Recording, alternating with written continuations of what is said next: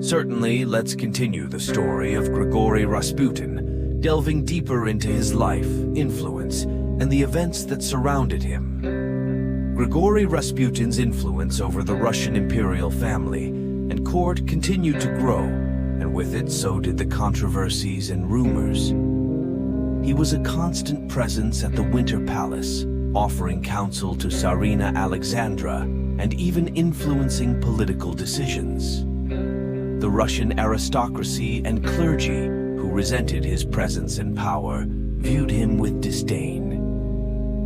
It wasn't long before the press began to take an interest in this enigmatic figure, further fueling the public's fascination. One of the most significant mysteries of Rasputin's life was his remarkable ability to ease the suffering of young Alexei, the Tsar and Tsarina's hemophiliac son. Rasputin's methods, often described as unconventional, were seen as nothing short of miraculous. The Romanov family, desperate to alleviate their son's pain and fearing for his life, turned to Rasputin for solace. But as Rasputin's power and influence grew, so did the dark rumors that swirled around him. Tales of debauchery and scandal became the talk of St. Petersburg's high society. His unorthodox lifestyle, including heavy drinking and involvement with women, was in stark contrast to his image as a holy man. As World War I engulfed Europe, Rasputin's influence over the Russian Imperial family extended to political matters. He was seen by some as a sinister puppeteer, manipulating the Tsarina and steering the empire toward disaster. Accusations of German influence and betrayal were levied against him. Despite the mounting criticism and scandal, Rasputin's connection with the Tsarina remained unbreakable. This loyalty would have far-reaching consequences as Russia plunged into turmoil, culminating in the Russian Revolution of 1917. As the nation faced growing unrest, Rasputin's presence became a symbol of the Romanovs' disconnect from the people's suffering.